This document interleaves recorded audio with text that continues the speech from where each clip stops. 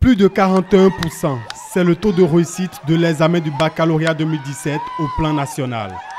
Les grandes tendances mettent en première place la série E et le département de l'Atlantique.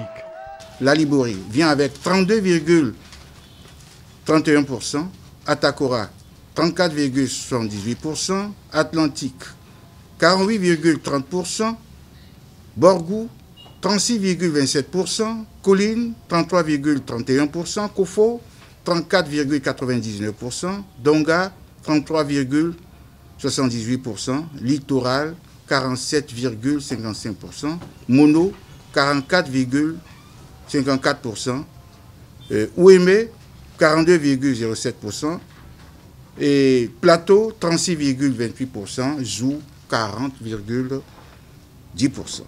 Un taux en nette augmentation par rapport à celui de 2016 où il était de plus de 30%. Les ministres des enseignements secondaires et supérieurs apprécient ces résultats.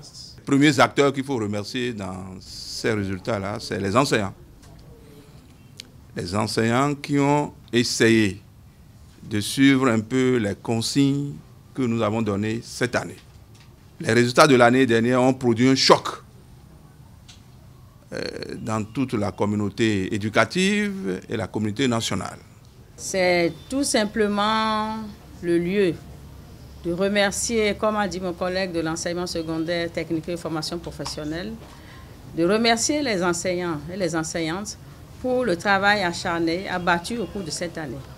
C'est aussi le lieu de montrer aux enseignants et enseignantes que dans un climat apaisé, dans une année sans grève, nous pouvons avoir de bons résultats. Marie-Odile Atanasso envoie un message à l'endroit des candidats malheureux et aux parents. Pour ceux qui n'ont pas réussi, nous les encourageons, nous leur disons que ce n'est qu'une étape de la vie. Ils pourront réussir s'ils mettent un peu plus d'efforts et encourager les parents des candidats qui n'auraient pas réussi pour dire que ce n'est pas la fin du monde. L'échec forme. C'est quand on ne tire pas les leçons de l'échec qu'on ne peut pas avancer.